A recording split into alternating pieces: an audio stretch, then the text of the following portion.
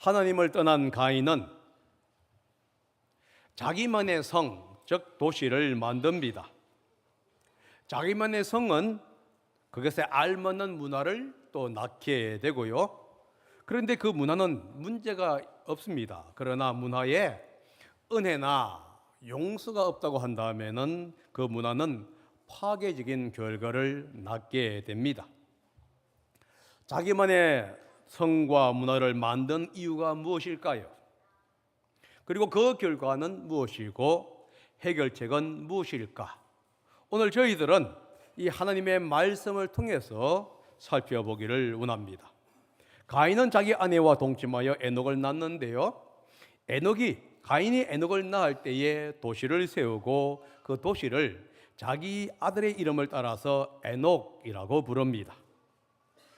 여기서 가인이 아내를 얻었다 하는 말은 아마 아담과 하와 사이에 출생한 가인의 여동생과 결혼했다고 하는 의미가 될 수가 있는데요. 당시는 남매 간의 결혼을 이제 금지하는 법이 존재하지 않았기 때문에 그렇습니다.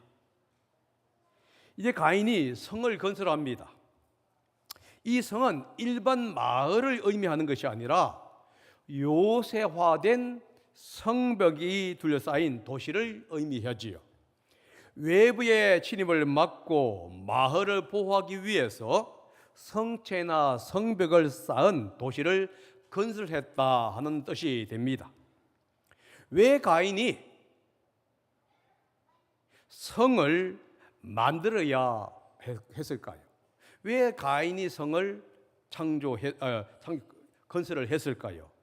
우리는 성경을 통해서 오늘 읽은 본문이 아니라 앞에 있는 성경을 통해서 두 가지를 유추할 수가 있게 되는데요. 하나는 하나님의 심판에 대한 반응일 가능성이 많습니다. 가인은 이 땅에서 끊임없이 방랑하도록 정죄를 받았습니다. 그는 한 곳에 정착하지 못하고 이곳저곳을 떠돌이 생활을 했을 가능성이 많지요. 오랫동안 떠돌이 생활을 하다 보니까 이 떠돌이 생활에 염증을 느끼게 되고 이제 성을 건설해서 한 곳에 정착하고자 하는 마음이 생겼습니다. 사실 이것은 뭐냐? 하나님의 심판에 대한 반발 때문에 나온 결과일 수도 있고요. 다른 하나는 뭐냐면 하나님의 안전에 대한 확신이 없었기 때문에 그렇습니다. 가인은 떠돌이 생활을 하다가 만나는 사람마다 자신을 죽일 것이라 하는 그것을 하나님께 불평을 합니다. 하나님은 그런 가인에게 표를 주시면서 아무도 가인을 만나서 죽이지 못하도록 하겠다고 약속을 합니다. 하지만 가인은 하나님의 표가 자신의 안전을 보장해 주실 것이라 하는 확신을 가질 수가 없었어요. 그래서 그 대안으로 성을 만들고 자기 스스로의 힘으로 자신의 안전을 보호하기를 원했다 하는 겁니다. 가인이 성을 만들듯이 우리도 우리만의 성을 만들고 있지는 않는지 한번 생각해 보아야 합니다.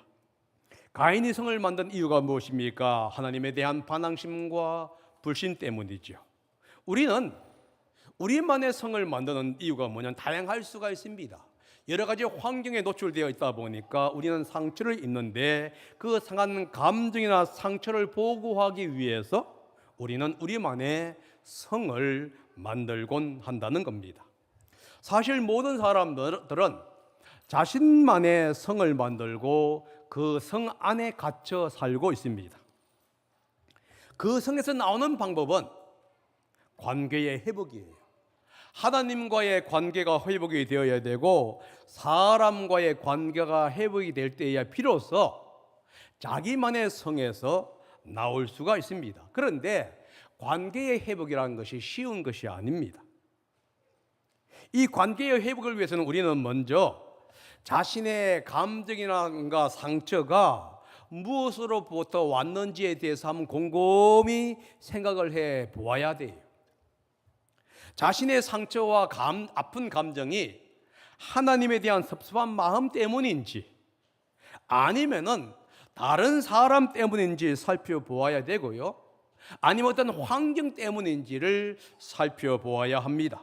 그리고 그 상처가 또한 자신의 내면의 어떤 연약함이라든가 아픔 때문에 나온 것인지를 한번 살펴볼 필요가 있다 하는 겁니다.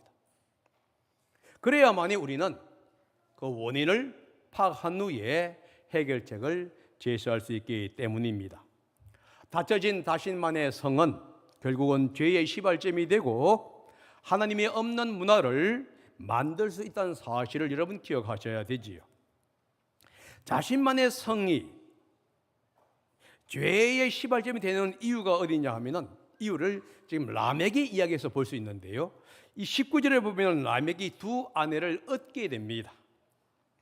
한 남자가 한 여자와 결혼하여 일부 일처제를 만드는 것, 이것이 바로 하나님의 결혼 계획이었습니다. 하지만 라멕은 하나님의 일부 일처제의 결혼 제도를 거부하고요, 많은 여자와 함께 결혼하는 일부 다처제의 결혼 제도를 채택했다 하는 겁니다. 그러니까 이 최초의 일부 다처제를 선택한 사람이 라멕이다 하는 거예요. 물론 성경에는 일부 다처제를 택한 사람에 대해서 비난한 적은 없는 것 같아요. 성경에 나오는 많은 사람들이 일부 다처제의 사상을 받아들이지요.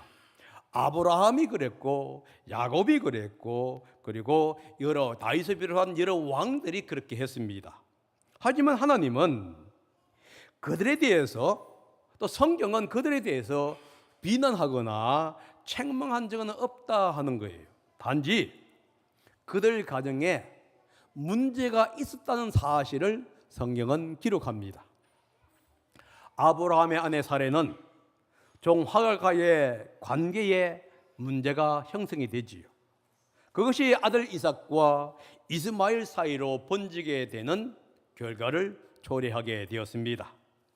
야곱의 아내들도 마찬가지입니다. 그들 사이에 크고 작은 실갱이가 벌어지게 되고요, 결국은 그들의 자녀들이 서로 미워한 나머지 동생 요셉을 돈 받고 파는 일까지를 이제 벌이게 되는 것은 뭐냐? 일부 다처제의 하나의 결과물이다 하는 겁니다. 일부 일처제의 결혼이 파기될 때에 평화로워야 할 그 가정이 시기와 다툼, 파멸의 장소로 바뀔 수 있다는 사실을 여러분 기억해야만 합니다. 이제 이 라멕이 두 아내를 통해서 4명의 자녀를 낳습니다.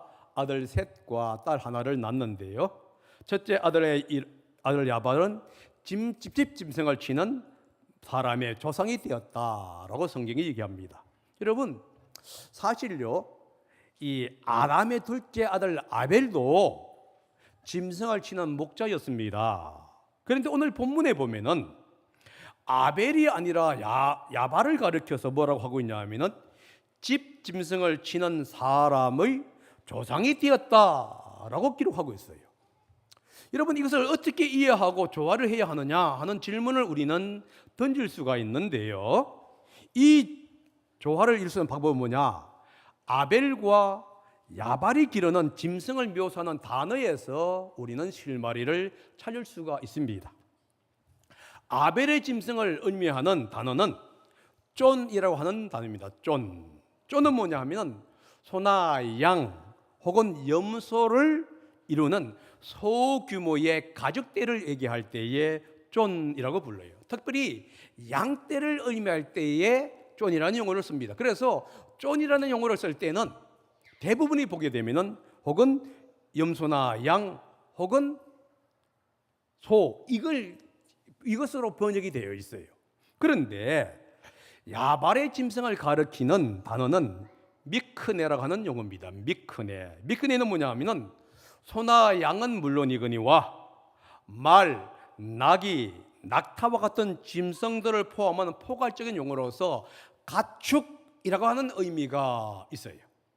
그러면은 여러분 이렇게 대조할 수 있습니다. 아벨은 양이나 염소를 키우는 소규모의, 가족이 조금 먹을 수 있는 소규모의 목장을 운영했다고 한다면은 야발은 양이나 소뿐만 아니라 염소뿐만 아니라 말, 나귀, 낙타와 같은 큰 짐승들을 키우는 대규모의 목장을 운행했다는 것을 우리는 알 수가 있어요.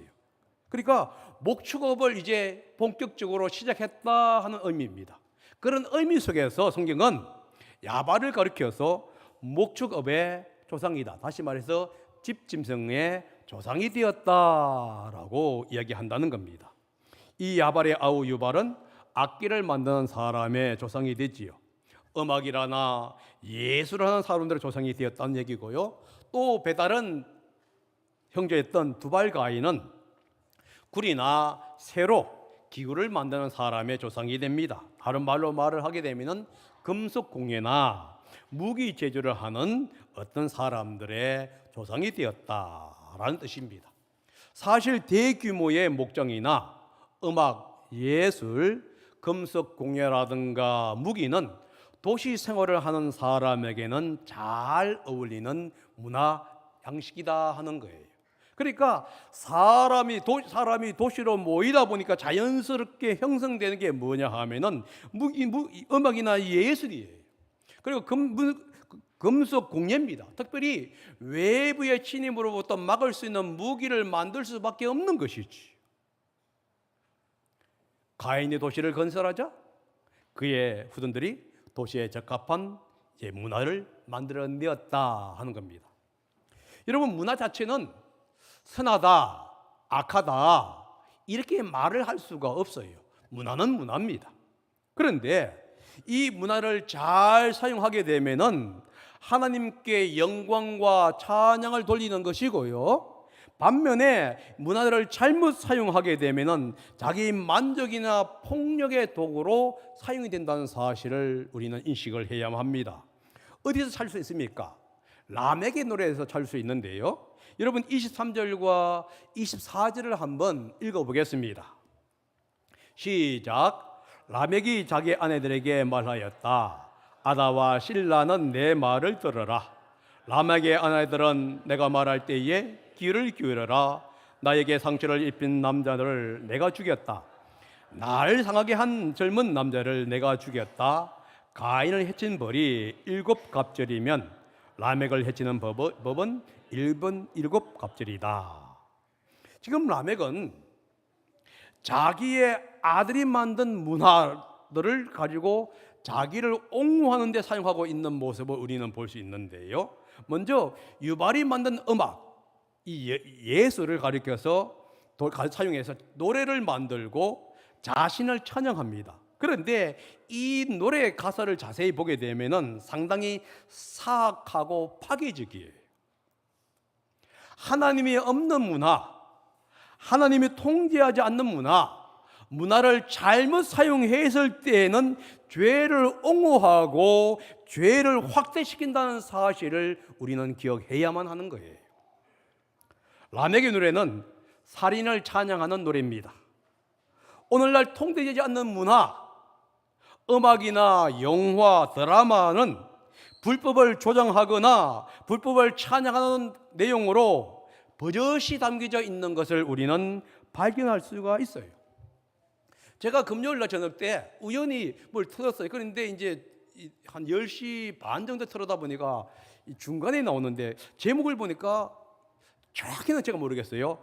악마에서 온 판사 이런 가사더라고요. 그래서 한 20분 정도 이게 봤는데 그래서 어떤 교사가 이제 자기의 전 남편도 죽이고 두 번째 남편을 죽이고 또 그걸 은폐하고 있는 장면이었어요. 그런데 이것을 이제 판사가 그 아이를 통해서 알게 됩니다. 근데 판결을 내릴 때 이제 유순하게 판결을 내려요. 그 다음에 이 판사가 그 교사를 찾아가고요. 그가 죽였던 방법으로 이 여인을 무참히 죽이는 모습을 보았어요. 법을 준행해야 할 그 판사가 그래서 아마 악마라서도 온 이 판사인지 몰라요. 법을 어기고 무참히 죽이는 모습을 보면서 아마 많은 사람들은 당연히 그래야 할 것이다 하는 이 쾌감과 어떤 스릴을 느꼈을지 모릅니다. 보복의 의식을 느꼈을지 몰라요. 근데 제가 그걸 딱 보는 순간 이게 뭐지?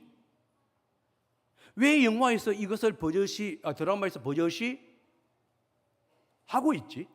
이걸 본 사람들은, 이걸 본 청소년들은 법이 아니라 자기의 손으로 중요해서 당연하다고 지금 인식시키고 있는 것이 아닌가 하는 그런 마음이 갑자기 드니까 온몸이 오싹하더라고요.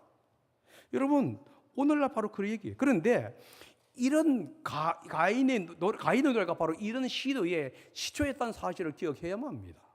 23절에 이렇게 얘기하고 있습니다.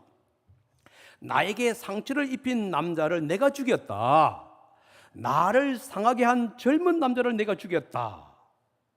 이 말에 보게 되면 라멕의 노래는 상처 때문에 살인을 한 것을 지금 찬양하고 있어요. 이 노래에는 남자가 나오고 젊은 남자가 나오는데요, 남자를 가리키는 용어는 이쉬입니다. 이쉬란 게 뭐냐 하면은 성인 남자를 가리키는 용어이고요, 반면에 젊은 남자를 가리키는 용어는 옐레드라고 하는 용어입니다. 옐레드가 뭐냐 하면은 아이, 젊은이, 소년이라고 하는 뜻이에요.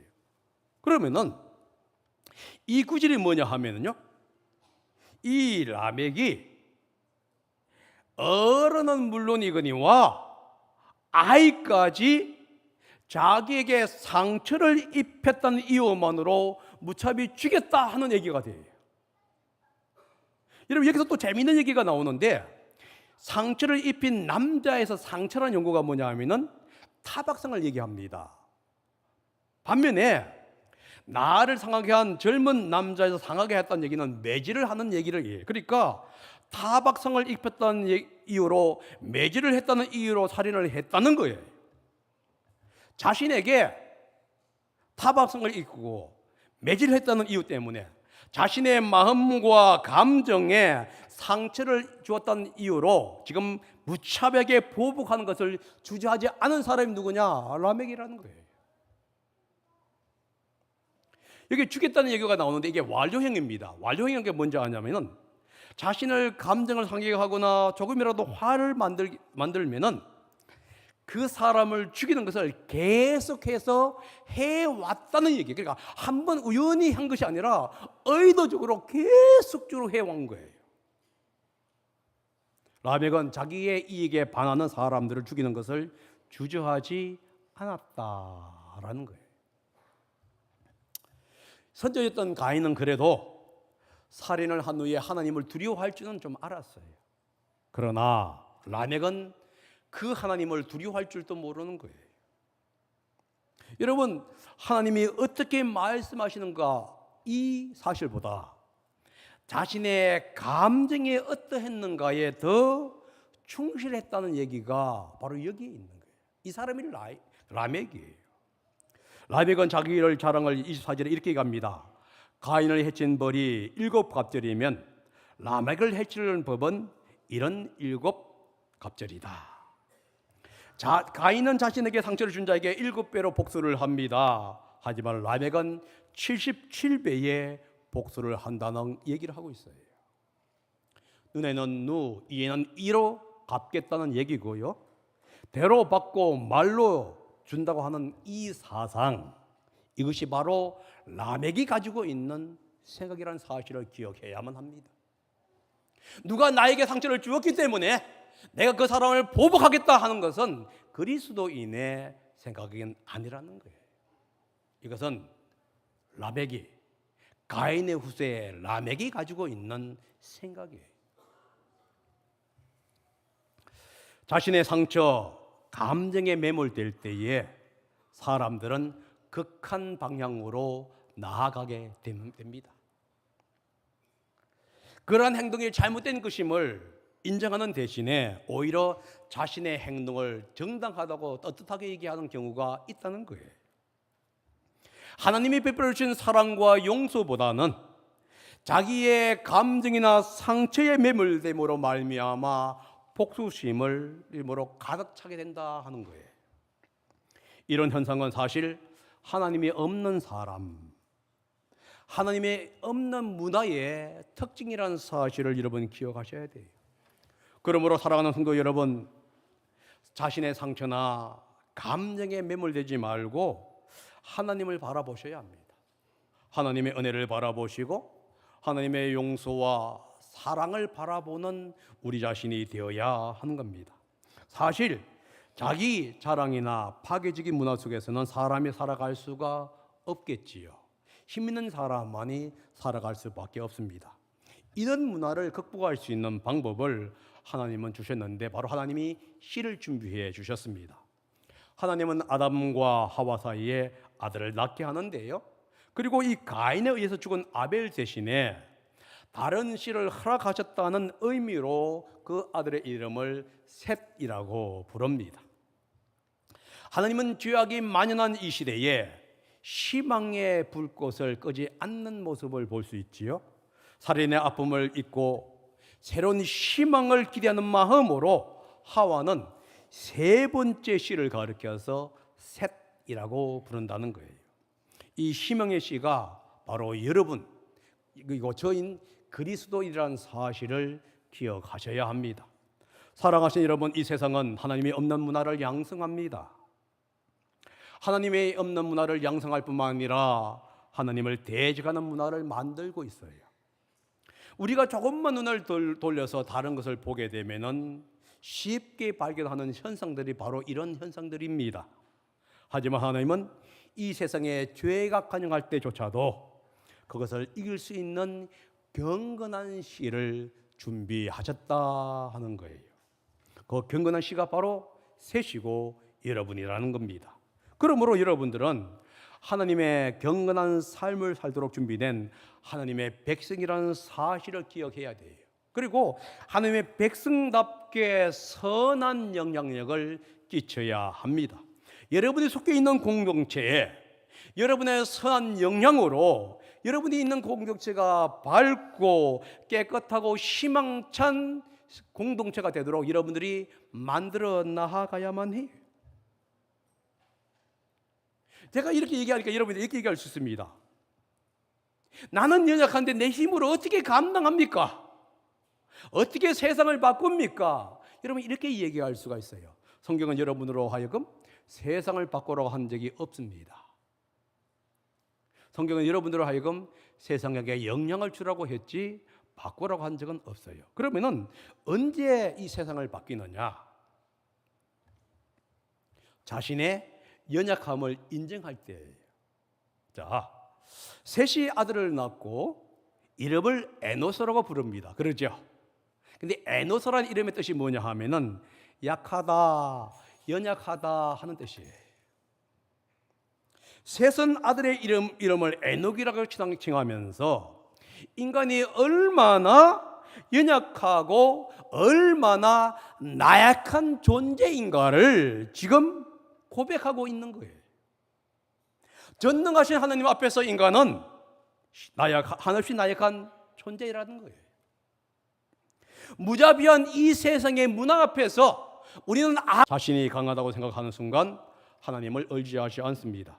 그러나 자신의 연약함을 인정할 때에 우리는 비로소 하나님의 이름을 부를 수 있고 자신의 연약함을 인정할 때에 비로소 하나님의 크심을 고백하면서 그분 앞에 도움을 요청할 수 있기 때문에 그래요.